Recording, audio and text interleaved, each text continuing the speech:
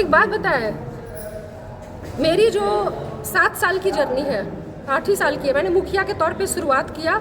मुझे बस एक चीज़ समझ में आता है कि जो जिम्मेवारी आप जिस रूप में लेते हैं उसको पूरी तरह से ईमानदारी पूर्वक अगर आप कर पाने में सफल हैं और उसका एग्जाम्पल पूरी दुनिया में बना, पूरे देश ने सिंहवाहिनी को जाना, इसका मतलब है कि मैंने अपने काम को गंभीरता से अपनी जिम्मेवारी को समझ के किया। और इससे ज़्यादा ज़रूरत नहीं है मुझे 420 सीखने की ज़रूरत नहीं है, मुझे बाहुबल सीखने की ज़रूरत नहीं है।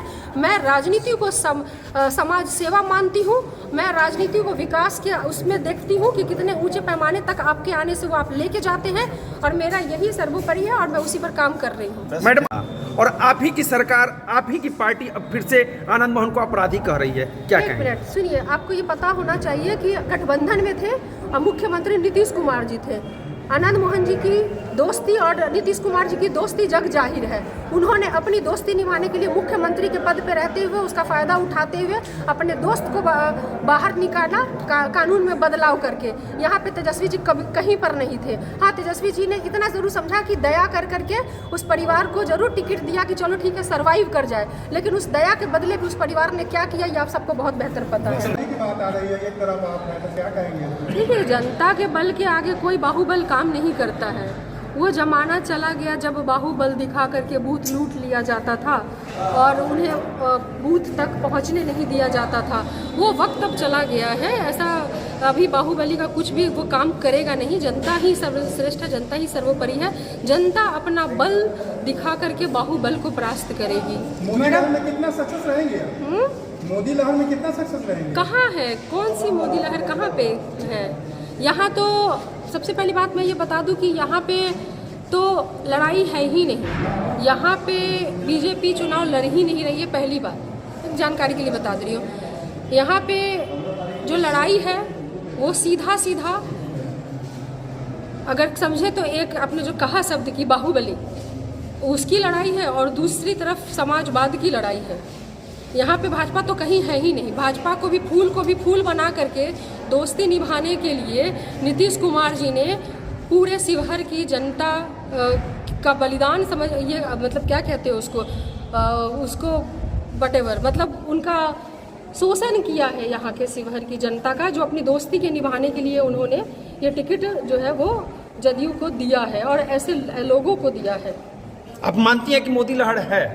नहीं, मोदी लहर कहाँ पे है, किस बात को लेकर के? आप देखिए कहीं भी नहीं है मोदी लहर। आपने यहाँ पर्टिकुलर बात की तो मैं यहाँ की बात करी हूँ, बाकी अगर आप मोदी लहर की बात करें तो मोदी लहर नहीं है। आज अगर बिहार की बात करें तो यहाँ पे लहर 17 महीने के तेजस्वी के रोजगार मशीन कहे जाने की है। 17 महीने में तेजस्वी प्रसाद यादव जी ने जो काम करके दिखाया है, जो 17 सालों के इस में नहीं हो सका, जबकि केंद्र में भी भाजपा और बिहार में भी भाजपा गठबंधन में बैठी थी यहाँ पे, लेकिन काम क्या हुआ? काम कुछ भी नहीं हुआ। काम 17 महीने में जो करके दिखाया गया है, सिर्फ तेजस्वी में बिहार बन चुका है, इसके अलावा कोई और नाम नहीं है। लहर है तो तेजस्वी की लहर है। आपने पहले बोला है कि कलम और हथियार की बात आपने की थी, क्या कहेंगे? पहले भी मौका मिला था आनंद मोहन जी को सांसद बन करके, उन्होंने क्या दिया? उन्होंने जहाँ जिन हाथों में कलम पकड़ानी चाहिए थी वहाँ उन्होंने हथियार पकड़ाए। जाइए पूछिए उनके माता पिताओं से, जिनकी बलि जो है वो चढ़ गए। आनंद मोहन जी की सांसदी के पीछे न जाने कितने युवा बलि चढ़ गए, कितने युवा जो कलम पकड़ने चाहिए थे हथियार पकड़ लिए। जाकर के मिलिए उन परिवारों से, उनके माँ बाप से बात कीजिए तो पता चलेगा कि उनके कार्यकाल में क्या स्थिति थी और क्या किया उन्होंने यहाँ पे युवा। तो उनकी शायद जिनकी आप बात कर रहे हैं उनकी सोच और समझ और परख में अंतर है। यूपीएससी का सेम एग्जाम होता है जहाँ से कैटेगरी वाइज एलाइड या एडमिनिस्ट्रेटिव सर्विस जो है वो वहीं से निकलती है। ये दोनों अलग चीज़ें नहीं हैं। ये उनको तलवार चलाने वालों को कलम की भाषा समझ में नहीं आएगी तो कहाँ आप यूपीएससी की गोली बंदूक चलाने वालों की यूपीएससी का सवाल पूछ रहे हो भैया? दोनों का वो 85 बैच, मेरे husband 1995 batch, exam same.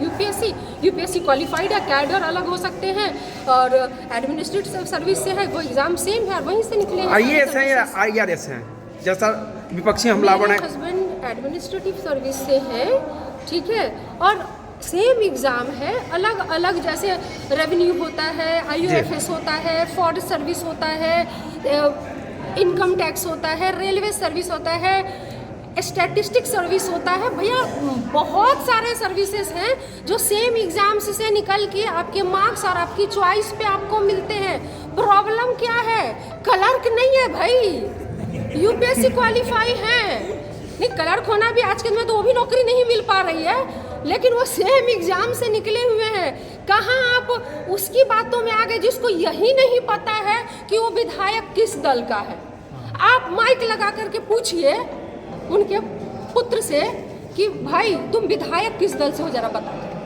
Madam, तो जिसको विधायक किस दल से है ये नहीं पता, उससे आप यूपीएससी की कैटेगरी पूछ रहे हो। हद है मतलब। आप ही की पार्टी तो टिकट देकर विधायक बनाई थी। जी दी थी, क्योंकि मेरी पार्टी ने उस वक्त टिकट दिया जब वो दोनों माँ और बेटे, उन्होंने अपनी तकलीफ बताई, पति जेल में है, सरवाइव करना है।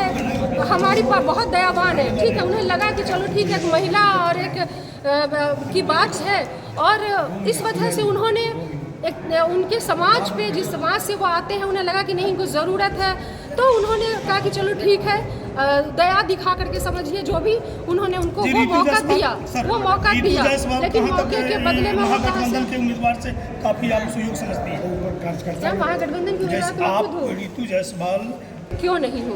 एक उपराष्ट्रपति से सम्मानित महिला, एक मुखिया के तौर पे पंडित दीनदयाल उपाध्याय पंचायत सशक्तिकरण सम्मान से सम्मानित मुखिया। मोदी जी ने 15 लाख किसको दिए नहीं दिए मुझे नहीं पता, लेकिन मुझे दिए, क्योंकि मैंने वो सर्वश्रेष्ठ काम किया। उस काम के कारण मैं 15 लाख रुपये हमारे उसमें आए, पंचायत को पुरस्कार स्वरूप मिले।